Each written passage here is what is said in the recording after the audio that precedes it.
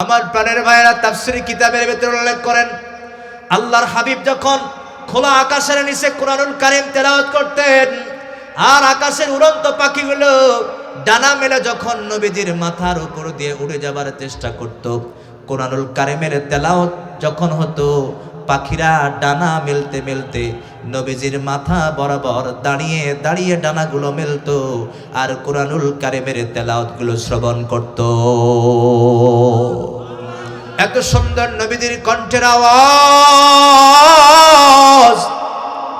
সেই আওয়াজ শুনবার পরে কাফের বেঈমানের অন্তরগুলো শীতল হলো, ঠান্ডা হলো। এক পর্যায়ে চোখ থেকে পানি বের হয়ে গেল। আল্লাহর হাবিব জিজ্ঞাসা করলেন, চোখে পানি কেন? তারা জবাব দেয়, কোরআনের আওয়াজ আমাদের দিলে আঘাত করেছে, চোখ থেকে পানি বের হয়ে গেছে। মোহাম্মদ, আর দেরি করবা না, ওই কোরআনটা আমাদের হাতের মধ্যে উঠিয়ে দাও, ওই কোরআনটাকে ধরে একবারের জন্য আমরা সম্মান আর ইজ্জত করতে চাই। বলেন সুবহানাল্লাহ। বিশ্বনবী সাল্লাল্লাহু আলাইহি ওয়াসাল্লামের উপরে যখন 30 পারা কোরআন নাজিল হয়,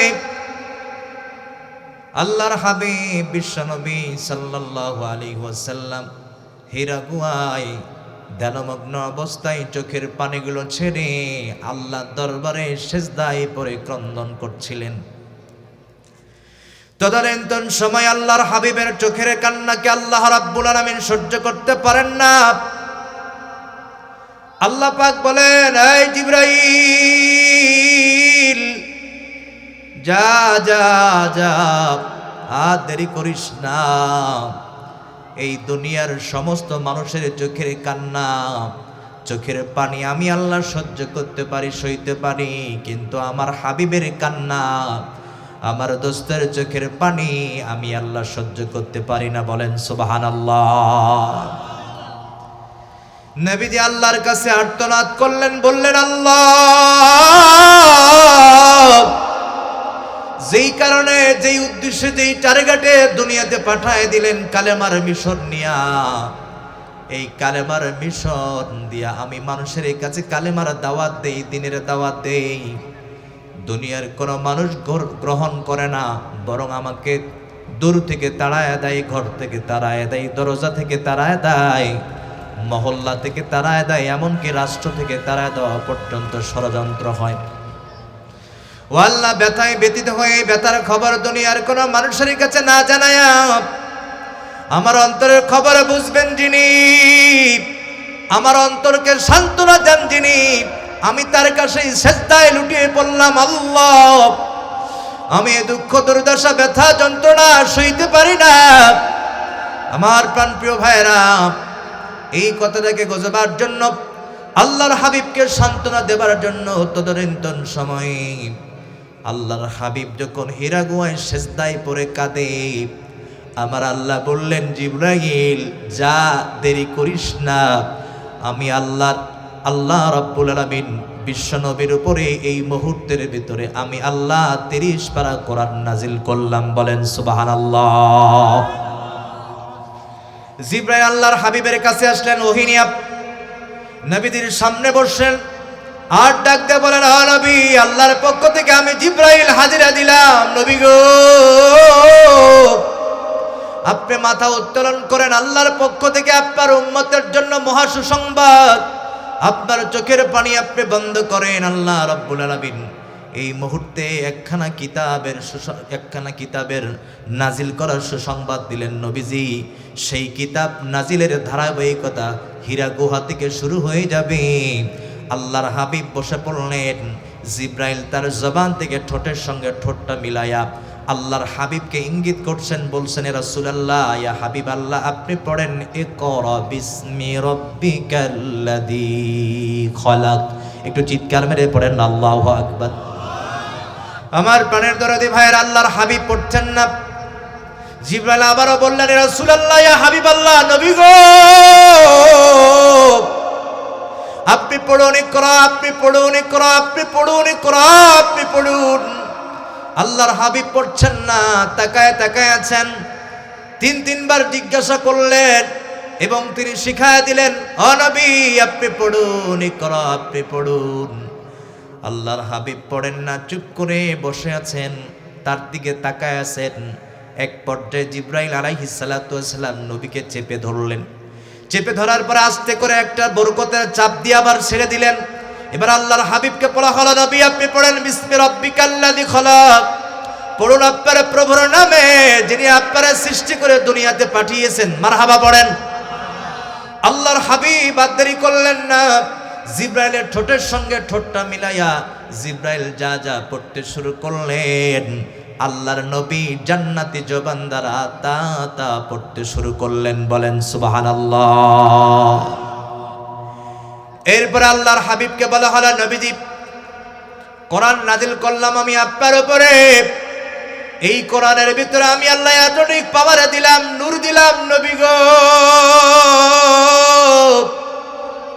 এই কোরআনের ভিতরে এমন এতটুক পাওয়ার আছে, কোরআন থেকে যখন মানুষের কাছে তেলাওয়াত করবেন, যত হারাম করা হাইওয়ান জানোয়ার হোক না কেন, এই কোরআনের প্রতিধ্বনি কারো কান পর্যন্ত যদি ঢুকে যায়, হৃদয়ে এমন ভাবে দোলা দিবে, নাড়া দিবে যে কোরআনকে নিসবত দিয়ে একটু শ্রবণ করবে, শুনবে। আমি আল্লাহ ঘোষণা দিলাম, সাথে সাথে সে কোরআনওয়ালা, আল্লাহওয়ালা, নবীওয়ালা হয়ে যাবে। এই জন্য নবীজিকে পৃথিবীর জমিনে পাঠিয়ে আল্লাহ রাব্বুল আলামিন চারটা ডিউটি দায়িত্ব দিয়েছিলেন। তার মধ্যে এক নম্বর দায়িত্ব হলো ইয়াতলু আলাইকুম আয়াতিহি। আল্লাহু আকবার বলেন। নবীজিকে এক নম্বর দায়িত্ব দেওয়া হলো, নবী গো আপনার এক নম্বর দায়িত্ব হলো যখনই আপনি সুযোগ পাবেন মানুষের কাছে কোরআন তেলাওয়াত করবেন, কোরআন থেকে তাফসীর করবেন, আলোচনা করবেন। কারণ নবী গো এই কোরআনের ভিতরে আমি আল্লাহ তাআলা ম্যাগনেট সেট করে দিয়েছি, ফিট করে দিয়েছি। আমার প্রাণের ভাইরা, দুনিয়ার জমিনে ছোটবেলায় আপনার ম্যাগনেট দিয়ে খেলাধুলা করেছি, মনে পড়ে যায় সেই দিনের কথা। খেয়াল করেন, একটা ম্যাগনেট যদি লোহার দিকে ধরে থাকা হয়, ম্যাগনেটটা লোহাটাকে টানতে থাকে, লোহাটা স্থির থাকতে পারে না। আল্লাহর হাবিব জানায় দিলেন, আল্লাহ পাক কোরআন নাজিল করে আমাকে সুসংবাদ দিলেন, এই কোরআনের ভিতরে এমন নূর, এমন অ্যাটমিক পাওয়ার, এমন চুম্বক, এমন ম্যাগনেট আল্লাহ তাআলা সেট করে দিয়েছেন। এই কোরআনকে বিন্দু পরিমাণ সম্মান করবে যারা, ইজ্জত দিবে যারা, কোরআনের তেলাওয়াত সম্মান করবে যারা, কোরআন তেলাওয়াত শ্রবণ করবে যারা, আল্লাহ রাব্বুল আলামিন মুহূর্তের ভিতরে সে তাকে সাথে সাথেই কোরআনওয়ালা বানায় দেয়। এই জন্য নবীদের উপরে কোরআন নাজিল হলো হেদায়েতের বাণী। আল্লাহর হাবিব যেখানে কোরআনুল কারীম তেলাওয়াত করতেন, হাজার হাজার কাফের, বেঈমান, ফাসিক, ফুজ্জাররা দাঁড়িয়ে যেত, বিশ্ব নবীর কোরআনুল কারীমের তেলাওয়াত শ্রবণ করত। আল্লাহ রাব্বুল আলামিন কোরআনে কারীমের ভিতরে জানায় দেন, ইন্নাহু লাকুরআনুন কারীম। চিৎকার মেরে বলেন আল্লাহু আকবার। আওয়াজ করে বলতে হবে, এই কথাগুলো কার? এই কথাগুলো দুনিয়ার কোন মানুষের নয়, এই কথাগুলো আল্লাহর। আল্লাহ রাব্বুল আলামিন সূরা আকিয়ার ভিতরে জানায় দিলেন স্পষ্ট ঘোষণা। আল্লাহ রাব্বুল আলামিন জানায় দিয়েছেন, বলছেন, ইয়া রাসূলুল্লাহ, ইয়া হাবিবাল্লাহ, সারা দুনিয়ার মানুষের কাছে আপনি জানায় দেন যে কোরআন নাজিল করলাম এটা সাধারণ কোনো কোরআন নয়, বরং আমি আল্লাহ বলে দিলাম ইন্নাহু লাকুরআনুন কারীম, নিশ্চয় এটা সম্মানিত কিতাব যা আমি আল্লাহর পক্ষ থেকে আপনার উপরে নাজিল হয়েছে। তাফসীরের কিতাবের ভিতরে আমার প্রাণপ্রিয় ভাইয়েরা, অনেক উলামা ইকরাম বসে আছেন যাদের ইলমে আমলে আমার তেমন কোনো যোগ্যতা নাই। তাফসীরের কিতাবের মধ্যে লেখছেন এই কোরআনকে যেহেতু আল্লাহ সম্মানিত কোরআন বলেছেন, আমার পানের দরদি ভাইরা, নওগাঁ জেলার ভাইরা, আমার পানের দরদি মায়েরা, যারা আমাকে স্যাটেলাইটের মাধ্যমে দেখছেন, কানটা লাগায়া দেন। আল্লাহ রাব্বুল আলামিন বলছেন এটা সম্মানিত কিতাব। এই আয়াতের ব্যাখ্যা করতে গিয়ে ইমাম ফখরুদ্দিন রাজি রহমাতুল্লাহি আলাইহি, হাজী ইমদাদুল্লাহ মুহাজির মক্কি রহমাতুল্লাহি আলাইহি, তিনি তার তাফসীরের কিতাবের ভিতরে উল্লেখ করেন এই কোরআনকে যেহেতু আল্লাহ সম্মানিত কোরআন বলেছেন, এই কোরআনকে যারা সম্মান করবে, ইজ্জত দিবে, আল্লাহ রাব্বুল আলামিন তাদেরও সম্মান আর ইজ্জত দুনিয়াতে আখিরাতে আমার আল্লাহ বাড়ায় দেয়। এই জন্য রাব্বুল আলামিন বিশ্বনবীকে এক নম্বর ডিউটি আর দায়িত্ব দিলেন কোরআনুল কারীমের তেলাওয়াত করা। আমার প্রাণের দরদি ভাইয়েরা, বিশ্বনবী সাল্লাল্লাহু আলাইহি ওয়াসাল্লাম একদিন তার ঘরের মধ্যে বসে বসে কোরআনুল কারীম তেলাওয়াত করতেছিলেন। কাফের বেঈমান ফাসিক ফুজ্জাররা আবু জেহেলের বাড়িতে দলবদ্ধ হয়ে আবু জেহেলের বাড়িতে যেতে চাচ্ছিলেন। ততদিন সময়ে আল্লাহর হাবিবের বাড়িটা ওভারটেক করলেই হলো আবু জেহেলের বাড়ি। এজন্য যখন তারা নবীজির বাড়ি পার হয়ে আবু জেহেলের বাড়িতে যেতে চায়, মুহূর্তের ভিতরে জান্নাতি জবানে জান্নাতি কণ্ঠে আল্লাহর হাবিব তার ঘরের ভিতরে বসে বসে কোরআনুল কারীম তেলাওয়াত করতেছিলেন। এই আওয়াজটা কাফেরদের কান পর্যন্ত চলে গিয়েছে। কাফেররা নিজেকে কন্ট্রোল করতে পারে নাই। হাজার হাজার কাফের বেঈমান বেদুইনরা মুহূর্তের ভিতরে আল্লাহ নবীজির বাড়ির দরজায় দাঁড়ায় গিয়েছেন। বলেন সুবহানাল্লাহ। নবীজি তাদের চেহারা অপলক দৃষ্টিতে তাকিয়ে আল্লাহ নবীজি দীর্ঘশীর্ণ হয়ে কোরআনুল কারীমের তেলাওয়াত বন্ধ করে দিলেন। আল্লাহর হাবিবের মনে হলো এরা তারা যারা কোরআন বিরোধী আন্দোলন করে, নবী বিরোধী আন্দোলন করেছে, আল্লাহ বিরোধী আন্দোলন করেছে, এরা তো তারা আমার বাড়ির দরজার সামনে দাঁড়িয়ে গেছে, আমাকে ঘেরাও করে ফেলেছে। মনে হয় আমাকে দুনিয়া থেকে নিষ্পেষিত করে দিবে, পদদলিত করবে। মনে হয় তারা আমাকে দুনিয়া থেকে চিরনিদ্রায় শায়িত করে দিবে কবরে। আমার পানের দরদি ভাইরা, আল্লাহর হাবিব চিন্তিত হয়ে পড়লেন, কোরআনুল কারীমের তেলাওয়াতটা বন্ধ করে দিলেন। আল্লাহর হাবিব তাদের চেহারার দিকে তাকায়া দীর্ঘশীর্ণ হয়ে আল্লাহর নবী দিয়ে বলছেন, এই কাফেররা তোমরা আমার বাড়ির দরজার সামনে দাঁড়িয়ে কেন? কাফের বেঈমানরা বলেন, ও আব্দুল্লাহর বেটা মুহাম্মদ, আল্লাহু আকবার বলেন। তোমার বাড়ির দরজায় দাঁড়িয়ে গেলাম একটা উদ্দেশ্যে, একটা কারণে। এমন আওয়াজ আমাদের কান পর্যন্ত আসছে, মক্কা মদিনায় এমন আওয়াজ আমরা কখনো শুনি না। ও নবী, ও নবী, ও নবী, ওই তেলাওয়াত শ্রবণ করবার জন্য আপনার বাড়ির দরজায় দাঁড়িয়ে গেলাম নবী গো। এত সুন্দর স্মৃতিমধুর কণ্ঠের আওয়াজ যা আমরা কখনো শুনি নাই। আমাদের আত্মাকে শীতল বানিয়েছে, ঠান্ডা বানিয়েছে।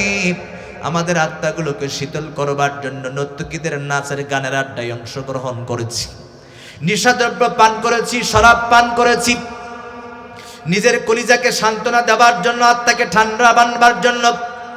কিন্তু আমাদের আত্মা ঠান্ডা হয় না। নবী গো, এমন তেলাওয়াত আপনি করছেন, যেই তেলাওয়াত শুনবার জন্য আপনার বাড়ির দরজায় দাঁড়িয়ে গেলাম। ওই তেলাওয়াত আপনার বাড়ির দরজা পর্যন্ত আমাদেরকে এনেছে। শুধু তাই নয়, আমাদের আত্মাটা এমন শীতল হয়েছে, ঠান্ডা হয়েছে, আমাদের মন চায় ওই কিতাব থেকে আমরা আরো তেলাওয়াত শ্রবণ করি। বলেন না সুবহানাল্লাহ। আল্লাহর নবীকে কাফের বেঈমানরা বলল, আপনি তেলাওয়াত করুন, আমরা বসে বসে শ্রবণ করতে চাই। যেই কাফেররা এতদিন কোরআন বিদ্বেষী আইন পাশ করেছে, কোরআনের বিরুদ্ধাচারণ করেছে, তারাই যখন কোরআন শুনতে চায়, আমার প্রাণের ভাইরা ব্যাপারটা কেমন হয়ে যায় একটু লক্ষ্য করেন। আল্লাহর হাবিব কোরআনুল কারীম থেকে তেলাওয়াত করছেন। তেলাওয়াত করতে করতে যত বেশি মাঝপথে যায়, যত বেশি কোরআনের গভীরে যায়, কোরআনের ভিতরে যায়, আল্লাহর বান্দারা আল্লাহর হাবিব তাকায় দেখতেছেন কাফের বেঈমান চোখ থেকে গরম পানিগুলো টপ টপ করে জমিনে ছেড়ে দেয়। এই কান্নার আওয়াজ দেখবার পরে আল্লাহর হাবিব সাদাকাল্লাহুল আযীম বলে তেলাওয়াত বন্ধ করে দিলেন। সিরাতের কিতাবের ভিতরে আসছে, আল্লাহর বান্দারা, আল্লাহর হাবিব বললেন, এই কাফের বেঈমান তোমাদের চোখের ভিতরে কেন কান্না, কেন পানি, জানতে চায়। কাফের বেঈমানরা বলল, ইয়া রাসূলুল্লাহ, ইয়া হাবিবাল্লাহ, আপনার কণ্ঠের মধ্যে এত জাদু, এত মায়া, এত মমতা, এত ভালোবাসা, তার চাইতে বেশি ভালো লেগেছে কোরআনের আবৃত্তিগুলো, যা আমাদের অজান্তে খুশির চোটে চোখ থেকে পানি বের হয়ে গেছে। আমার প্রাণের ভাইয়েরা, তাফসীর কিতাবের ভিতরে উল্লেখ করেন, আল্লাহর হাবিব যখন খোলা আকাশের নিচে কোরআনুল কারীম তেলাওয়াত করতেন, আর আকাশের উড়ন্ত পাখিগুলো ডানা মেলে যখন নবীজির মাথার উপর দিয়ে উড়ে যাবার চেষ্টা করত, কোরআনুল কারীমের তেলাওয়াত যখন হতো, পাখিরা ডানা মেলতে মেলতে নবীজির মাথা বরাবর দাঁড়িয়ে দাঁড়িয়ে ডানাগুলো মেলতো আর কোরআনুল কারিমের তেলাওয়াতগুলো শ্রবণ করত। এত সুন্দর নবীজির কণ্ঠের আওয়াজ, সেই আওয়াজ শুনবার পরে কাফের বেঈমানের অন্তরগুলো শীতল হলো, ঠান্ডা হলো। এক পর্যায়ে চোখ থেকে পানি বের হয়ে গেল। আল্লাহর হাবিব জিজ্ঞাসা করলেন, চোখে পানি কেন? তারা জবাব দেয়, কোরআনের আওয়াজ আমাদের দিলে আঘাত করেছে, চোখ থেকে পানি বের হয়ে গেছে। মোহাম্মদ, আর দেরি করবা না, ওই কোরআনটা আমাদের হাতের মধ্যে উঠিয়ে দাও। ওই কোরআনটাকে ধরে একবারের জন্য আমরা সম্মান আর ইজ্জত করতে চাই। বলেন সুবহানাল্লাহ। আল্লাহর হাবিব তখন বললেন, মুশরিকুকা নাজাসুন, মুশরিকরা হলো অপবিত্র, আর যারা অপবিত্র তারা কোরআন স্পর্শ করতে পারে না। কাফের বেঈমানরা বলল, নবীজি আপনি মনে কিছু নেবেন না, এই কোরআনের শিক্ষা অর্জন করবার জন্য, এই কোরআনের তেলাওয়াত শিক্ষা করবার জন্য, এই কোরআনটাকে স্পর্শ করবার জন্য যেই শর্ত আপনি দিবেন সেই শর্ত আমরা মানব। এমনকি যদি আমাদেরকে জীবনও দিতে হয় জীবন দিতে রাজি আছি, কিন্তু এই কোরআন আমরা বুক ভালোবাসা নিয়ে বুকে রাখতে চাই, ছেড়ে দিতে চাই না। বলেন মারহাবা। আল্লাহর হাবিব তখন দেরি করলেন না, মুহূর্তের ভিতরে কাফের বেঈমানদেরকে জানায় দিলেন, ও কাফের বেঈমান, আমি হাতটা বাড়ায় দিলাম, আমার হাতের সঙ্গে হাতটা লাগায়া আমার সাথে তোমরা পড়তে থাকো। সবাই পড়েন, লা ইলাহা ইল্লাল্লাহু মুহাম্মাদুর রাসূলুল্লাহ। চিৎকার মেরে বলেন সাল্লাল্লাহু আলাইহি ওয়াসাল্লাম।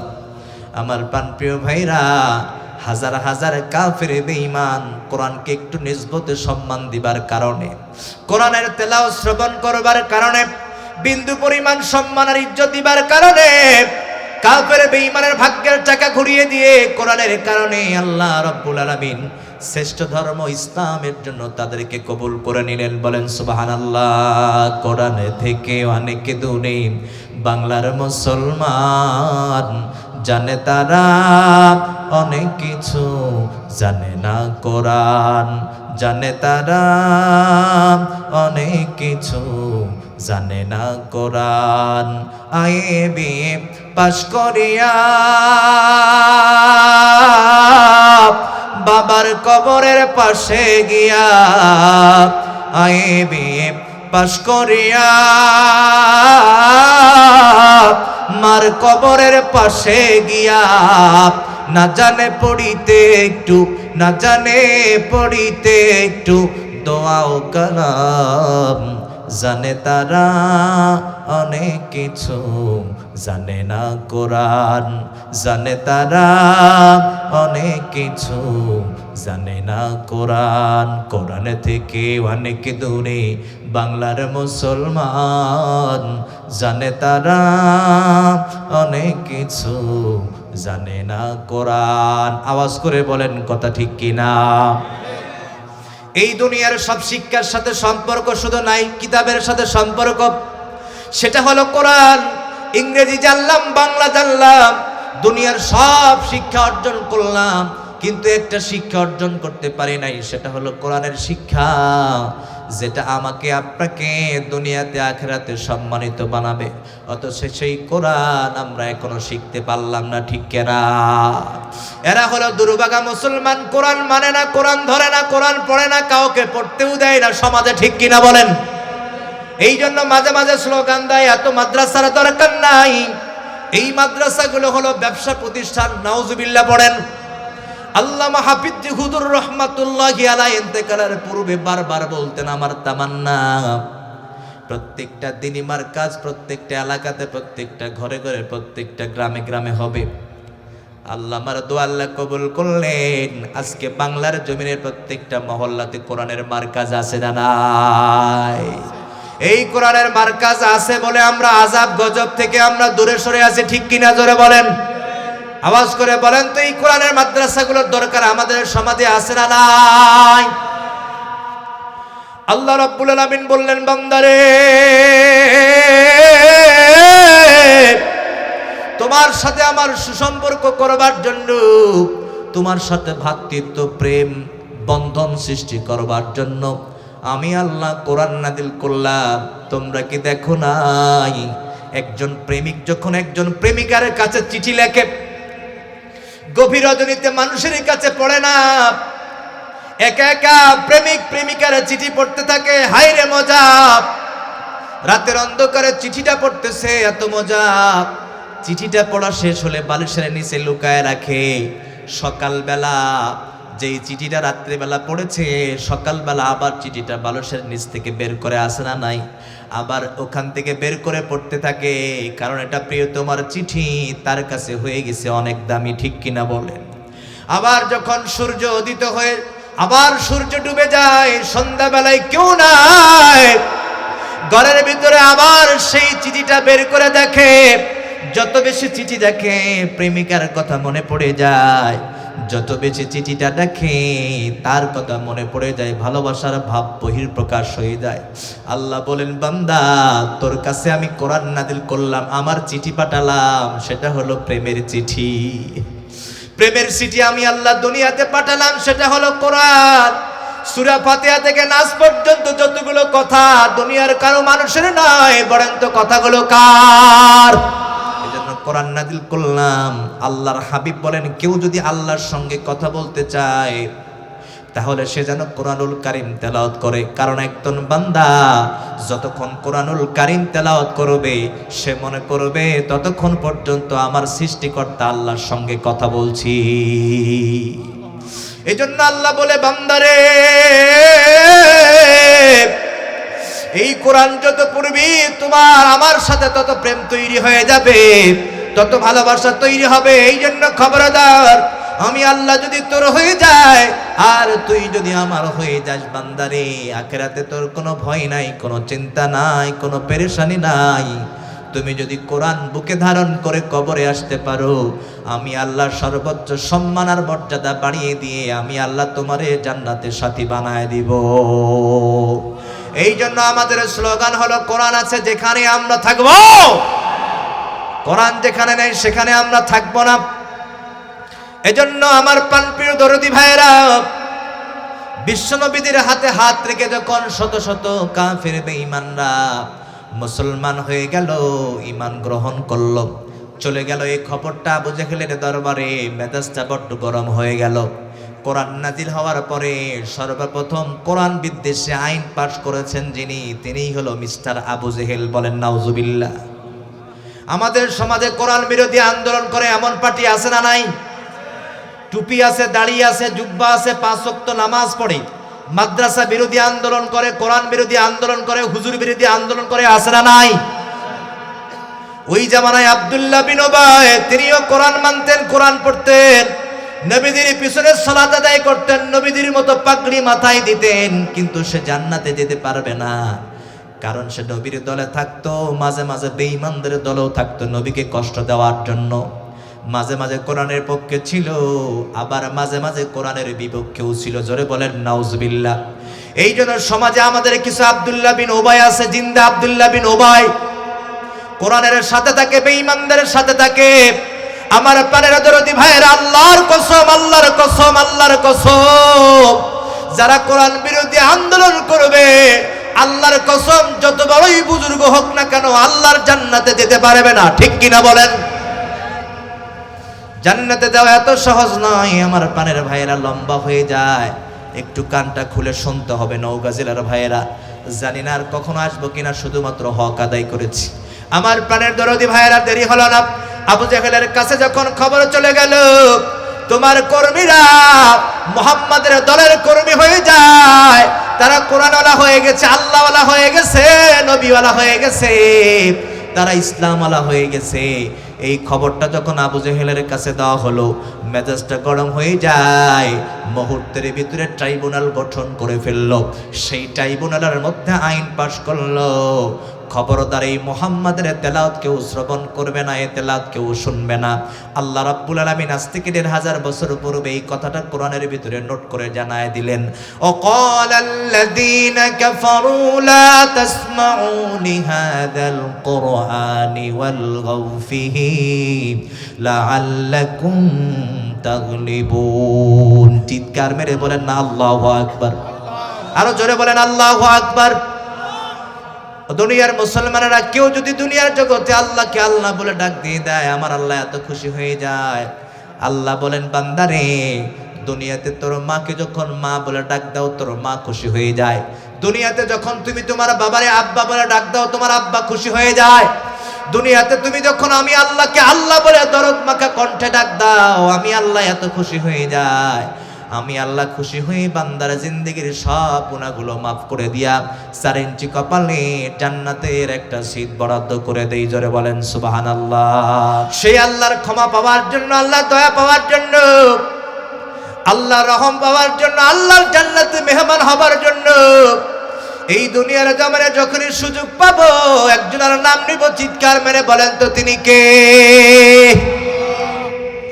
আমার পানের দরদি ভাইরা, আল্লাহ রাব্বুল আলামিন আবু জেহেলের কথাটা নোট করলেন, কোট করে কোরআনের ভিতরে জানায় দিলেন। আবু জেহেল বলল, এই কোরআন তোমরা শুনবা না, এই কোরআন তোমরা মানবা না, বরং যেখানে কোরআনুল কারীমের তেলাওয়াত হবে সেখানে তোমরা হট্টগোল তৈরি করবা, করতালি দিবা, ঢোল তবলা বাজাবা। তাহলে কি হবে জানো? লাআল্লাকুম তাগলিবুন, তাহলে আমরা বিজয় লাভ করব। জোরে বলেন নাউজুবিল্লাহ। কোরআনের বিরুদ্ধে আইন পাশ করে আজ পর্যন্ত কেউ বিজয় লাভ করতে পারবে না, কিয়ামত পর্যন্ত বিজয় হবে না। ঠিক কিনা বলেন?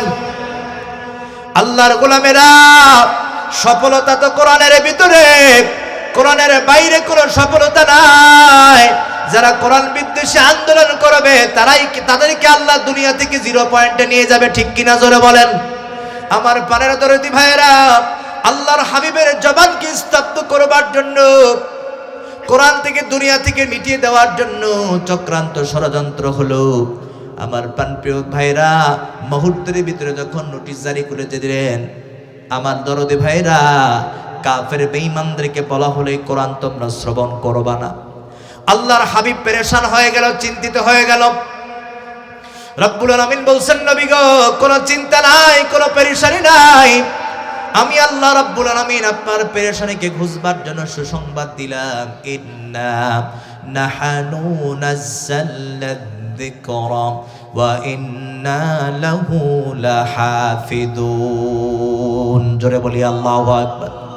এই কোরআন নাজিল করলেন কে? আবার আওয়াজ করে বলেন তো, হেফাজত করবেন কে? আল্লাহ বলেন, নবী কোনো টেনশন নাই, কোনো ভয় নাই, কোনো পেরেশানি নাই। কোরআন তো দূরের কথা, কোরআন একটা জের জবর কি উলট পালট করার ক্ষমতা দুনিয়ার কোনো অপশক্তির নাই। বলেন আল্লাহু আকবার। আল্লাহর গোলামেরা, এই জন্য কোরআনকে সরানো যাবে না, কোরআনকে দুনিয়া থেকে মিটিয়ে দেওয়া যাবে না। চক্রান্ত ষড়যন্ত্র করে ওই বেঈমানের জনগোষ্ঠীরা কোরআনের সঙ্গে কুলে উঠতে পারে নাই, আল্লাহর শক্তির সাথে কুলে উঠতে পারে নাই, আজ পর্যন্ত পারে নাই। কিয়ামত পর্যন্ত কোরআনের একটা জের জবর উলট পালট করার ক্ষমতা দুনিয়ার কোনো মানুষের নাই। ঠিক কিনা? এজন্য আল্লাহর গোলামেরা কোরআন ধরতে হবে, কোরআন মানতে হবে, কোরআন পড়তে হবে। আল্লাহ যে কোরআনটাকে সম্মানিত কোরআন বলেছেন, এই কোরআনকে যারা সম্মান আর ইজ্জত দিবে, আল্লাহ বলেন আমি আল্লাহ দুনিয়াতে আখিরাতে তাদের ইজ্জত বাড়ায় দিব। আমার পানের দরদে ভাইরা, আল্লাম্বা নয়, একটু খেয়াল করে কথাগুলো শুনবেন। কারি তৈয়ব রহমাতুল্লাহি আলাইহি খুতবাতে হাকিমুল ইসলামের ভিতরে চূড়ান্ত পর্যায়ে একটা বয়ান বক্তৃতা দিয়েছেন। খেয়াল করেন, কোরআন মানলে জান্নাতি, না মানলে জাহান্নামী। কোরআন মানলে সম্মানী, না মানলে অসম্মানী।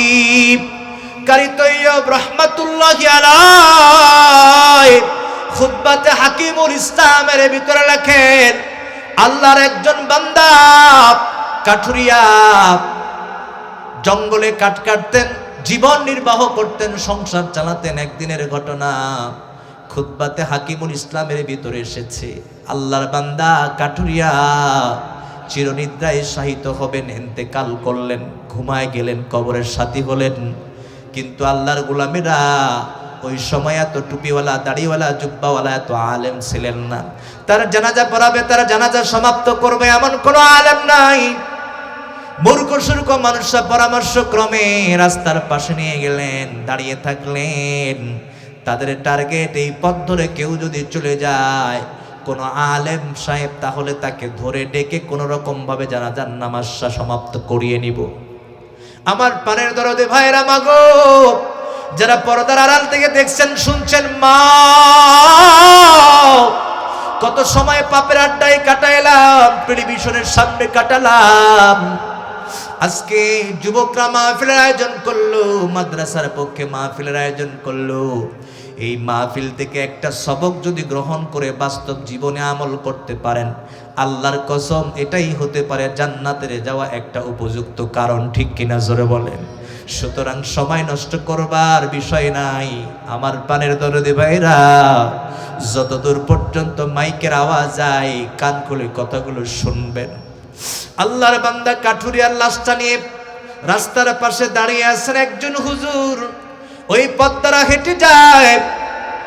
কারি তৈয়ব রহমাতুল্লাহি আলাইহি তার কিতাবের মধ্যে লিখছেন, আল্লাহর গোলামেরা মূর্খ সূর্খ মানুষ হুজুরকে সালামের মাধ্যমে সাইকেল থেকে নামালেন, গাড়ি থেকে নামালেন।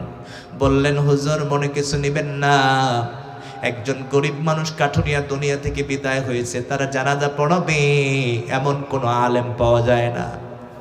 কিন্তু আলহামদুলিল্লাহ দেশের ভিতরে সবচেয়ে বেশি আলেম হলো আমার বাংলার জমিনে। আলহামদুলিল্লাহ বলেন।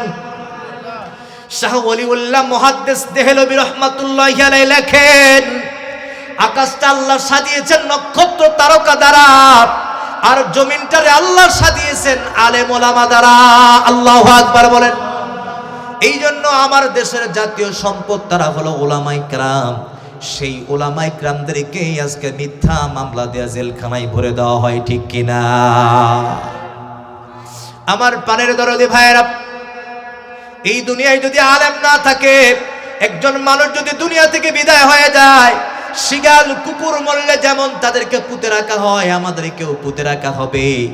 এই জন্য আল্লাহর হাবিব বলেছেন, আলেম ওলামা এটা হলো প্রত্যেকটা রাষ্ট্রের সম্পদ, প্রত্যেকটা মহল্লার সম্পদ। এই জন্য আলেমকে সম্মান করবেন। এই নির্দেশ তো দুনিয়ার কোনো মানুষ নয়, বরং এই নির্দেশটা দিয়েছেন কে? আমার প্রাণের দরদি ভাইয়েরা, খেয়াল করেন, আল্লাহর বান্দা সাইকেল থেকে নামলেন, গাড়ি থেকে নামলেন, কাঠুরিয়ার জানাজার নামাজটা সমাপ্ত করলেন, নিজ হাতে কবরে নামালেন। ওখান থেকে বিদায় হয়ে তার শিক্ষা প্রতিষ্ঠানে রওনা দিয়ে দিলেন, মাদ্রাসার মধ্যে প্রবেশ করবেন। ইন্ডিমিন সময় দারোয়ান বাটা স্টপ করে দিলেন, হুজুর আইডেন্টি পরিচয়পত্র ছাড়া আজকে এই মাদ্রাসার ভিতরে ঢুকতে পারবেন না, প্রিন্সিপাল হুজুরের নির্দেশ। আল্লাহর গোলামেরা, কারি তৈয়ব তার কিতাবের ভিতর লিখছেন, আল্লাহর বান্দা যখন পকেটের মধ্যে হাত দিয়েছেন, আইডেন্টি কার্ডটা পরিচয়পত্রটা বের করবেন, হাতটা দেওয়ার সাথে সাথে দেখছেন না আমার পকেটের ভিতরে আইডেন্টি কার্ডটা থাকার কথা ছিল, কিন্তু এখন দেখি আমার পকেটের মধ্যে ওই কার্ডটা নাই। চিন্তিত হয়ে পড়লেন, এই কার্ড ছাড়া তো আমার শিক্ষা প্রতিষ্ঠানে মূল্য নাই, কোনো দাম নাই, মূল্যহীন একজন মানুষ আমি। হঠাৎ করে মোরাকাবায় পড়ে যায়, দিল সাক্ষী দেয়, আল্লাহর গোলাম তুমি যে কাঠুরিয়ার নামাজ সমাপ্ত করেছো, জানাজার নামাজ সমাপ্ত করিয়ে নিজ হাতে তুমি কাঠুরিয়াকে কবরে নামিয়েছো। নামানোর সময় হয়তো বা আইডেন্টি কার্ডটা পকেট থেকে কবরের ভিতরে পড়ে গেছে। আল্লাহর বান্দা স্মরণ হয়ে যায়, সাথে সাথে কবরের কিনারায় গিয়া উপস্থিত হয়েছেন। তাকায় দেখছেন মানুষগুলো কবরস্থ করে দেওয়া মানুষগুলো মাটি দিয়া যে যার মতো বাড়িতে চলে যায়। আল্লাহর বান্দা জিজ্ঞাসা করলেন, আমি তোমাদেরকে সহযোগিতা করালাম, জানাজার নামাজ পড়ালাম, এরপরে নিজ হাতে কবরে নামালাম, দাফনের কাজ সমাপ্ত করলাম, এবার তোমরা একটু আমাকে সহযোগিতা করো, কারণ আমার পরিচয়পত্রটা মনে হয় কবরের ভিতরে পড়ে গেছে। এই কার্ডটা না হলে আমি শিক্ষা প্রতিষ্ঠানে যেতে পারছি না। আল্লাহর গোলামেরা, দেরি হয় নাই, আল্লাহর বান্দারা জবাব দিল, আমরা তো শিক্ষিত না, আমরা তো তেমন ইলম অর্জন করি নাই, সুতরাং এই মাসআলা তো আমরা জানি না। বিজ্ঞ আলেমের কাছে যেতে হবে, তার কাছ থেকে মাসআলা নিতে হবে।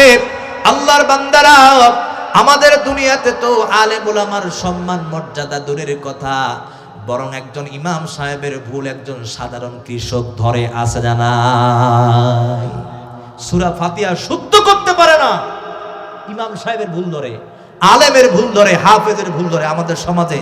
জোরে বলেন তো, কম না বেশি?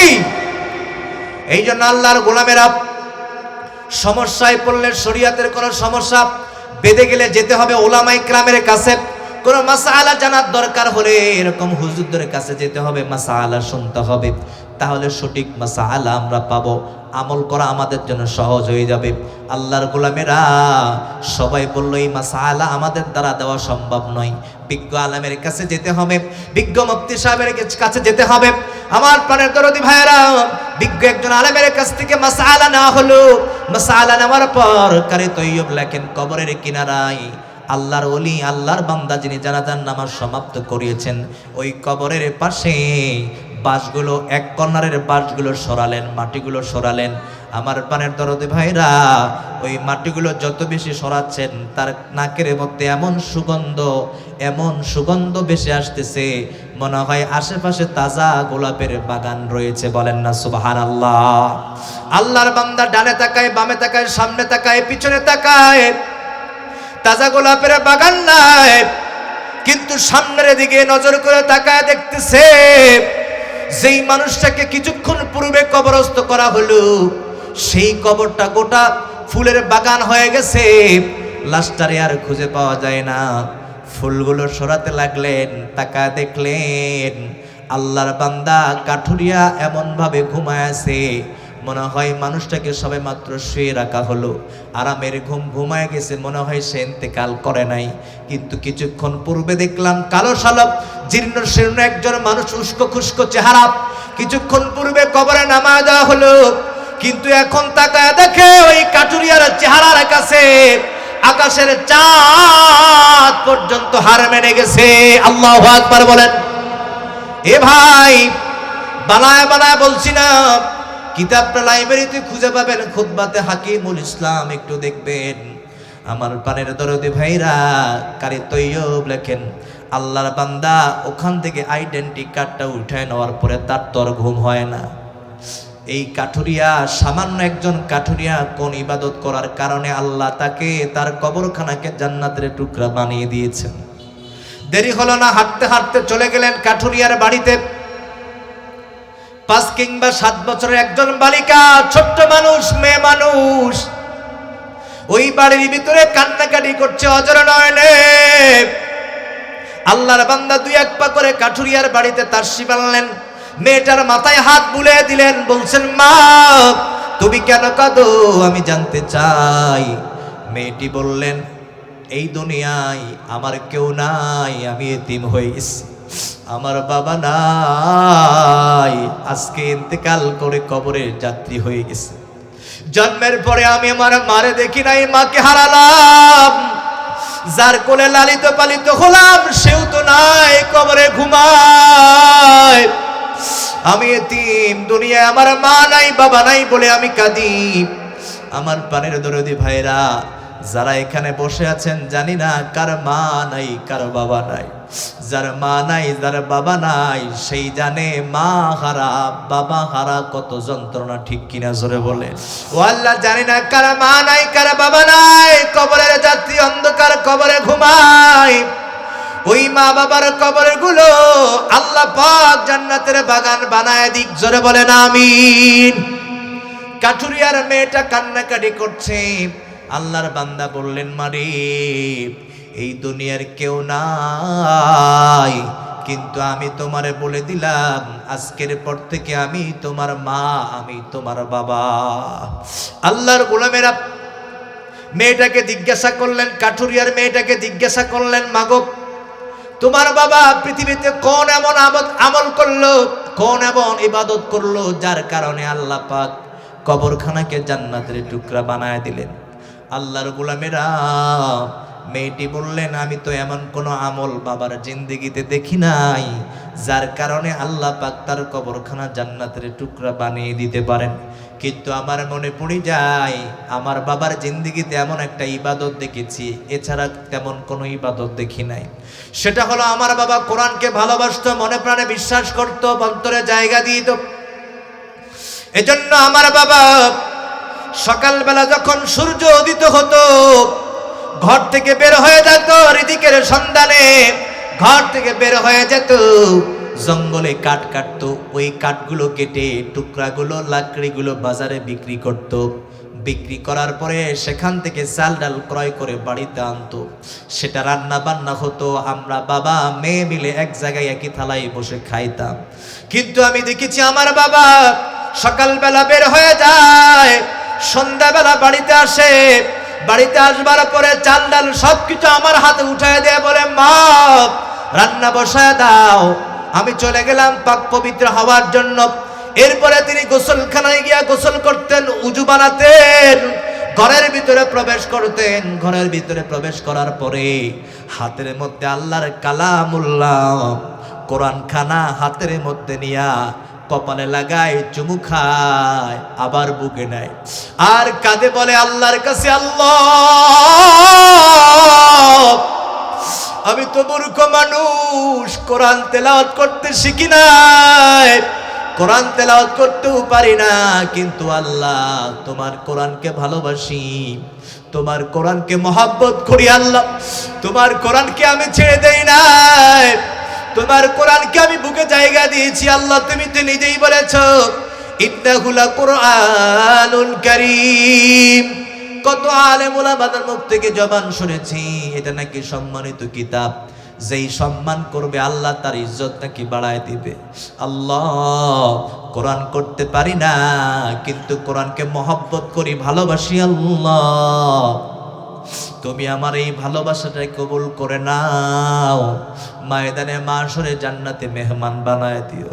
আমার প্রাণপ্রিয় দরদি ভাইরা, মেয়েটা বলছেন বাবা কাকতে মিনত করে কাঁদতো, চোখের পানিগুলো ছেড়ে দিয়ে আর তাকায় দেখতাম কোরআনুল কারীমের পৃষ্ঠাগুলো খুলতো, প্রত্যেকটা আয়াতের নিচ দিয়া শুধু হাতটা ঘোরাতো, আঙ্গুলটা দিয়ে নাড়াচাড়া করতো, অশ্রু ভিজা সিক্ত পানিগুলো কোরআনের পাতার উপরে টিপ টিপ করে পড়ে যেত। এমন করে আমার বাবা কতবার যে কোরআন খতম করেছে আমি মেয়ে বলতে পারবো না। জীবদ্দশায় দেখেছি আমার বাবার আমল ছিল এইটা।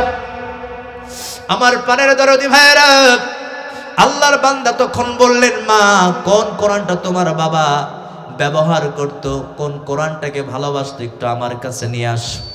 আমার পানের দরদি ভাইরা, ওই কোরআনটা মেয়েটা যখন আল্লাহর বান্দার হাতের মধ্যে উঠায় দিল, বিসমিল্লাহ বলে যখন কোরআনটা খুললো, তাকায় দেখছেন সত্যিই তাই, যেই আয়াতের নিচ দিয়া হাত বুলায়া বুলায়া হাতটা ঘুরাতো, সেই জায়গা বরাবর কালো কালো দাগ হয়ে গেছে। বলেন সুবহানাল্লাহ।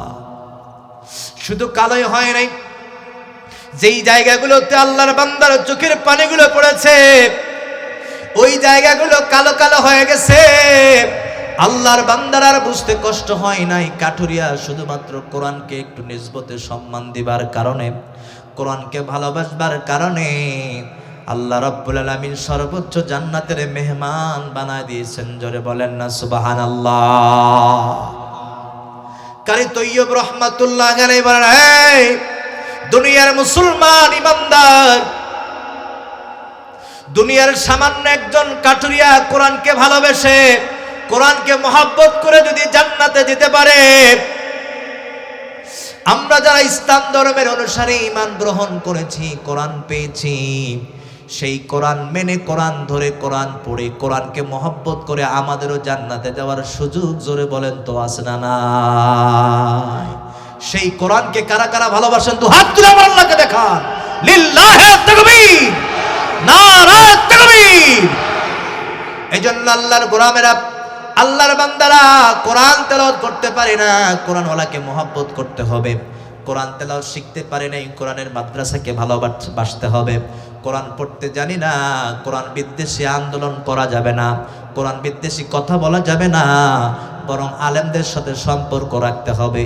যেভাবেই হোক আল্লাহ তাআলার কাছে যদি প্রমাণ হয়ে যায় আপনি কোরআনকে ভালোবাসেন, মহব্বত করেন, আল্লাহর কসম করে বলতেছি আপনাকে কবরে দিতে দেরি হবে, জান্নাত পর্যন্ত আপনার কবরখানা প্রশস্ত হতে দেরি হবে না। বলেন সুবহানাল্লাহ।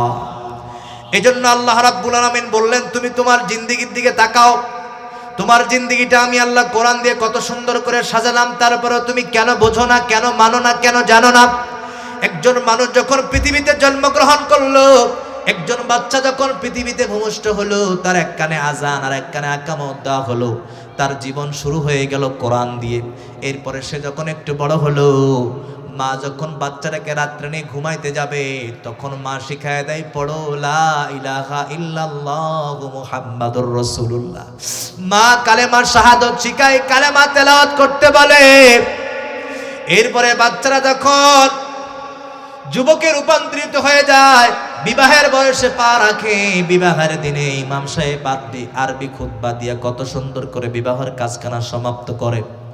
আমার পানের দরদে ভাইরা, আবার এই মানুষটা যখন বয়সের নির্ধারিত পয়েন্টে চলে যায়, তার হায়াত নাই, সে দুনিয়া থেকে বিদায় হয়ে চলে গেল। সেই দিনও মানুষ আপনার ইন্তেকাল শোনার কথা শোনার সাথে সাথে তারা বলল, ইন্না লিল্লাহি ওয়া ইন্না ইলাইহি রাজিউন। আরবি শব্দগুলো, আরবি কথাগুলো বলে বলে আমার পানের দরদে ভাইরা সবাই আপনারা জানাজার নামাজে দাঁড়িয়ে গেল। জানাজার নামাজে দাঁড়িয়ে যাওয়ার পরে ইমাম সাহেব আপনার জানাজার নামাজ পড়াবে। সেটাও বাংলা দিয়ে নয়, ইংরেজি দিয়ে নয়, উর্দু দিয়ে নয়, ফার্সি দিয়ে নয়, বরং আপনার জানাজার নামাজ একজন ইমাম সাহেব যখন পড়ায়, সেখানেও কিন্তু আরবি দোয়াগুলো পাঠ করে করে জানাজার নামাজ সমাপ্ত করা হলো। এরপরে আপনাকে যখন কবর পর্যন্ত নিয়ে যাওয়া হলো, কবরে যখন আপনার লাশটাকে শুয়ে দেওয়া হবে, কবর থেকে মানুষগুলো হাতছানি দিয়ে ডাক দেয়া বলে, লাশটাকে কবরে নামা হয়, তোমরা পড়ো বিসমিল্লাহি ওয়া আলা মিল্লাতি রাসূলিল্লাহ। সেটাও আরবি বাক্য, আরবি শব্দ, আল্লাহর গোলামেরা এই আরবি দোয়াগুলো পাঠ করে করে মাটি দেওয়া হয়েছে। আল্লাহর গোলামেরা জীবন শুরু হলো আরবি দিয়া, শেষ হলো আরবি দিয়া। রব্বুল আলামিন বোঝাতে চান, সেই আরবি নিয়া তোমরা যদি কবরে আসতে পারো, তাহলে তোমাদের কবরখানা জান্নাতের বাগান। আর যদি কোরআন নিয়ে কবরে আসতে না পারো, ফেরেশতারা তোমাদেরকে 3টা প্রশ্ন করবে আরবি দিয়া। যদি আরবির সাথে সম্পর্ক না থাকে, তাহলে কোনো উত্তর দিতে পারবা না। চুপ করে হাবা আর বোবা হয়ে থাকা, কোনো রাস্তা থাকবে না, চুপ করে বোবা হয়ে বসে থাকবে মাথাটা নিচু করে। আল্লাহ বলেন, আরবি দিয়া 3টা প্রশ্নের যথার্থ জবাব যদি কেউ না দিতে পারে, কবরটা জাহান্নামের আগুন হয়ে যাবে। আর যদি 3টা প্রশ্নের জবাব কোরআন থেকে দিতে পারে, মুহূর্তের ভিতরে জান্নাতের পোশাক চিরজীবনের জন্য তার গায়ের মধ্যে পরিধান করে দেওয়া হবে। বলেন সুবহানাল্লাহ। এজন্য কোরআন ধরবো, কোরআন মানবো, কোরআন অনুযায়ী জিন্দেগি গঠন করব। রাজি আছেন তো? সবাই বলেন রাজি আছেন? তাহলে এখন বলেন, এই মাদ্রাসাগুলোর দরকার আছে না নাই? আরো জোরে বলতে হবে, আছে না নাই? এই কওমি প্রতিষ্ঠানগুলো আছে বলেই আমরা শুদ্ধ করে কোরআন তেলাওয়াত করতে পারি, ঠিক কিনা বলেন? এই কোরআনুল কারীমের মাদ্রাসাগুলো আছে বিদায় একজন ভালো ইমাম আপনার মসজিদে আপনি পেয়েছেন, একজন যোগ্য ইমাম আপনার মসজিদে আপনি পেয়েছেন। একটু পিছনের দিকে তাকান, আজ থেকে 20 বছর 30 বছর আগের কথা, সমাজে শুদ্ধ করে কোরআন তেলাওয়াত করতে পারবে এমন ইমাম সাহেবের অভাব খুব কম ছিল না বেশি ছিল বলেন? একজন শুদ্ধ করে ইমাম সাহেব তেলাওয়াত করবে আগের জামানায় পাওয়া যাইতো না। আর এখন প্রত্যেকটা সমাজে, প্রত্যেকটা ঘরে, প্রত্যেকটা বাড়িতে হাফেজে কোরআন আলেম, ধরে বলেন তো আছে না নাই? যার কারণে দিন বোঝা আমাদের জন্য সহজ হলো, যার কারণে কোরআন শিখা আমাদের জন্য সহজ হলো, যার কারণে নামাজে আমাদেরকে যখন ডাক দেওয়া হয় মুয়াজ্জিন সাহেব, সেই বাণীগুলো শুনতে শুনতে আমরা আল্লাহর ঘর মসজিদে হাজিরা দিয়ে আল্লাহর কাছে শ্রেষ্ঠত্ব অর্জন করলাম, ঠিক কিনা বলেন? সুতরাং প্রিয় ভাইরা, মাদ্রাসা বিকল্প কোনো রাস্তা হতে পারে না। যেই মাদ্রাসার রাত, যেই মাদ্রাসার রাত্রির বেলায় আপনারা এসে দেখবেন এই মাদ্রাসাগুলো কি হয়। মাদ্রাসার এক একটা রাত এমন একটা মধুময়, যদি আসেন আপনি দেখতে পাবেন ছোট্ট বাচ্চারা, যাদের বয়স 5 বছরের মতান্তরে 7-8 বছরের শিশু সন্তান, যেই সন্তানগুলো শেষ রাত্রিতে ঘুমার কথা, সেই তলবে এলেমগুলো উঠে তাহাজ্জুদ নামাজের জন্য ঠান্ডা পানি দেওয়া উজু করে কাঁপতে কাঁপতে যায় নামাজে দাঁড়িয়ে যায়, মুসাল্লায় দাঁড়িয়ে যায়, আল্লাহর কদমে সেজদা দেয়, চোখের পানিগুলো ছেড়ে এই মহল্লাবাসীর জন্য দোয়া করে, এই গ্রামবাসীর জন্য দোয়া করে, এই গ্রামে যেই কবরস্থানে মানুষগুলো শুয়ে শুয়ে ঘুমায় তাদের জন্য দোয়া করে। রইসুল মুফাসসির আব্দুল্লাহ ইবনে আব্বাস রাদিয়াল্লাহু তাআলা আনহু থেকে বর্ণিত, তিনি বলেছেন, যেই এলাকাতে দ্বীনি মার্কাজ আছে যেই মার্কাজে 24টা ঘন্টা কোরআনের তালিম তরবিয়তের শিক্ষা দেওয়া হয়, কোরআনের কণ্ঠ যেই ঘর থেকে ভেসে আছে, যতদূর পর্যন্ত কোরআনের আওয়াজের প্রতিধ্বনি পৌঁছতে থাকবে, ওই এলাকাতে যত কবরস্থানের মানুষগুলো শুয়ে শুয়ে ঘুমায়, এই তলবে ইলমের তেলাওয়াতের বদলে, কোরআনের তেলাওয়াতের বদলে কবরস্থানে শুয়ে থাকা মানুষগুলোর কবর আযাব মাফ করে দিয়া চিরজীবনের জন্য সেই মানুষগুলোকে জান্নাতে মেহমান বানায় দেন। ও মুসলমান, সেই মাদ্রাসা এখানে অবস্থান করেছে আপনাদের সহযোগিতায়। এই মাদ্রাসায় আমাদের জান্নাতের চাবিকাঠি। আল্লাহর হাবিব বলেছেন, যখন কিয়ামত হবে দুনিয়ার সব কিছু ধ্বংস হবে, দুইটা জিনিস ধ্বংস হবে না। এক, আল্লাহর ঘর মসজিদ। দুই, নবীর ঘর মাদ্রাসা, যেখানে তলবের আমরা 24টা ঘন্টা কোরআনুল কারীমের তেলাওয়াত করে। যারা এই ঘর দুটির সাথে সম্পর্ক রাখবে, সেদিন পানির উপরে ভাসতে থাকবে, দুনিয়ার সব কিছু ধ্বংস হয়ে যাবে, এই ঘরগুলো তখন জবান খুলে যাবে। আল্লাহর হাবিব বলছেন, ঘরগুলো ঘরের জবানে বলতে থাকবে, এই আল্লাহর বান্দারা, যারা আল্লাহর ঘরকে সহযোগিতা করেছো, নবীর ঘরকে সহযোগিতা করেছো, তোমরা আমাদের ঘরে প্রবেশ করো, আমরাই তোমাদেরকে জান্নাত পর্যন্ত পৌঁছায় দিব।